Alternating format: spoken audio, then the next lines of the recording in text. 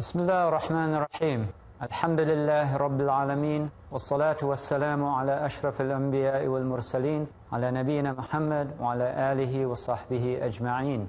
اللهم علمنا ما ينفعنا وانفعنا بما علمتنا إنك أنت الجواد الكريم. السلام عليكم ورحمة الله وبركاته. In the last 20 or so episodes, we've looked at Islamic legal maxims, and we have highlighted in just about every discussion of each maxim how those maxims are relevant in the current times in which we live, particularly with reference to Islamic finance. We've finished dealing with the maxims per se, but in the remaining series of episodes of this topic, I'd like to look at issues related to Islamic finance in particular. So today's show will be the maqasid of the Shariah with regard to wealth. Now, maqasid of Shariah is translated as the objectives of the Shariah. Maqsad comes from the word qasada, to intend or to head for something with an aim or a goal. So maqsad is what is intended. Maqasid of Shariah is the objectives of the Shariah, the objectives of the lawgiver from his legislation. Shariah, of course, as most Muslims know, linguistically it comes from a word meaning a watering place. So if you're in the desert, finding a water hole is crucial to survival. So the term Shariah linguistically refers to that water source, and it also refers to a path that leads to that water source. So this is like that original meaning has been transferred to the rules that are embodied in the Quran and the Sunnah because of this relation between that physical necessity of water for life and the human necessity also for the guidance of Allah in how we live our lives. So the water to which we are being led is the benefit, how to live an honorable and decent life in this world, and also that eternal life in the hereafter. And so the road that leads us to that is Allah's instructions about how to live in this world, what to do, what not to do. His laws are not abath. You know, if you look at Surah Al-An'am, one of the themes that's mentioned near the end of that surah, there's this discussion that reflects a debate that was going on between the Prophet ﷺ and the Muslims on the one side and the pagans of Mecca. And they had all these kind of strange rules related to animals you can eat and that you can't eat. So they said, well, there's certain animals that only men can eat, and they're off limits to women and children.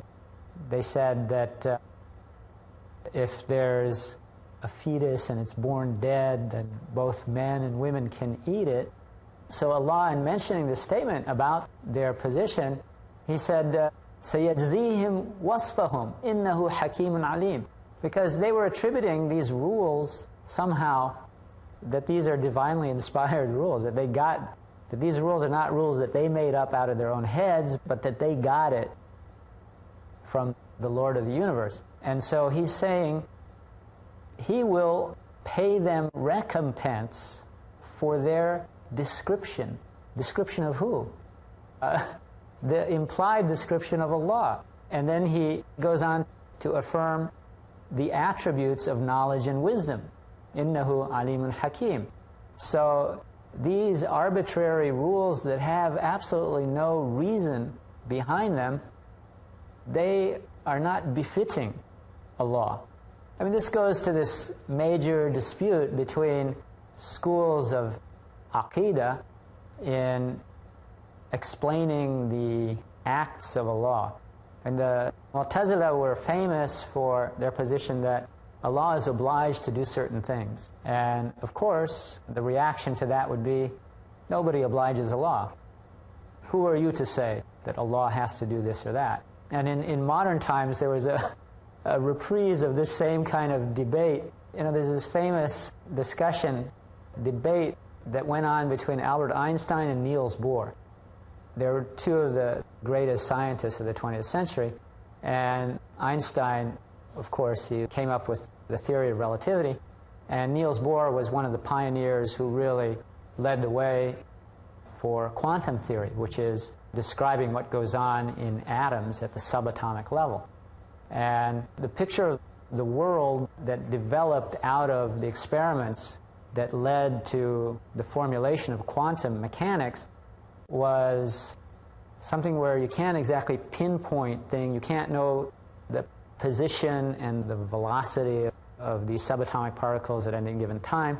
And it's a very statistical kind of matter. And Einstein, he would keep objecting to these features of quantum mechanics by saying, God doesn't play dice with the universe. And finally, after hearing this for the umpteenth time, Niels Bohr told him, stop telling God what to do. So in the classical Islamic debate, there were opposing schools of Aqidah who told the Mu'tazilites, stop telling God what he has to do. And the Mu'tazili answer was that we're not telling God what to do, but given that he has these attributes of being wise and kind, then it is his nature that he would do this or that. And the famous position of the Ash'ari school, which is a rather strange position, is that you can't interpret any of Allah's commands in terms of achieving benefit or harm for human beings.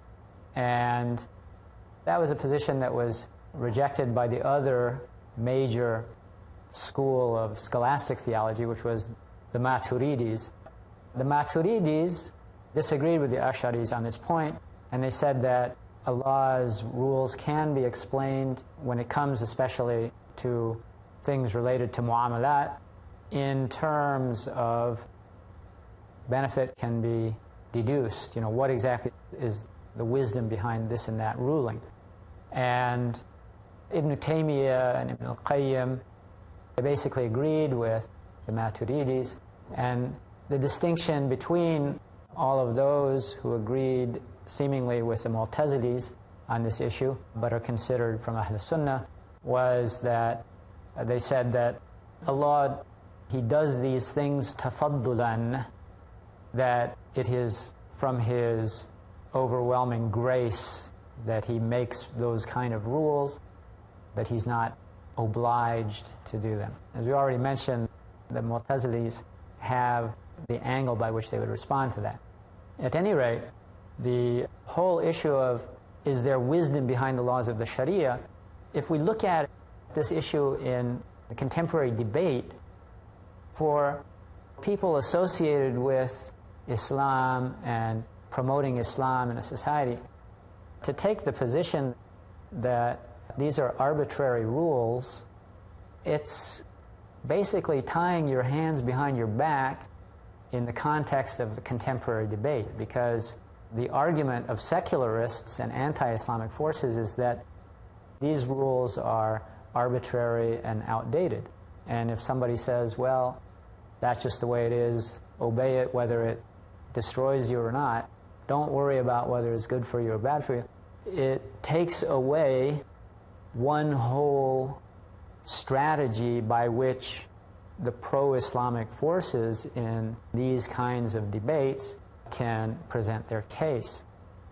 So the position that the rules of the Sharia have wisdom behind them is a well-founded position. And Ash'ari scholars actually tended to actually find themselves in a kind of a dilemma, because from an Aqidah point of view, they were committed to this denial of hikmah in Allah's laws, but from a fiqh point of view, they were committed to qiyas. Well, we'll come to a point where we have to take a break. We'll be back in a minute.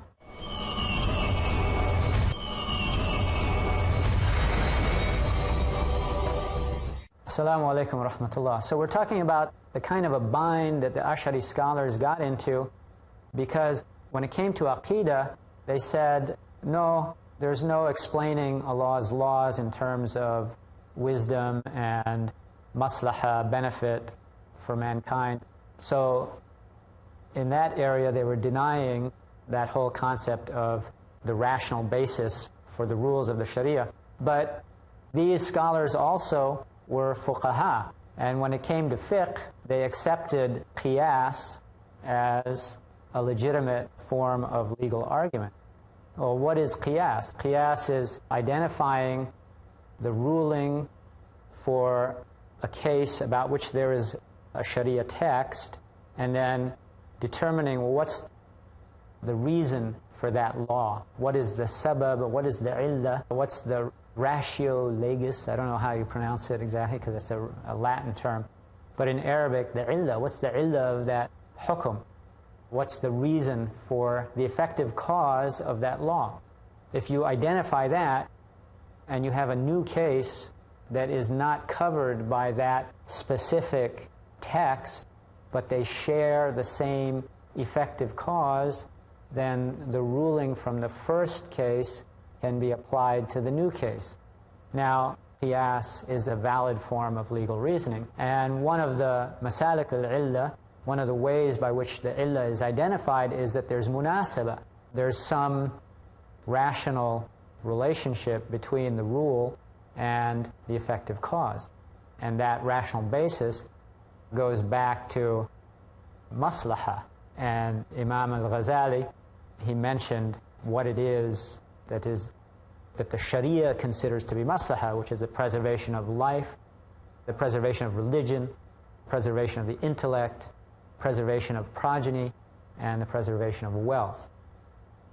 Now, if we look at what are the ways by which the objectives of the Sharia can be known, the sources of the Sharia are the Quran and the Sunnah. So the methodology by which the science of maqasid al-Sharia was built and arrived at, the methodology on which it is based is what's called inductive reading of the text.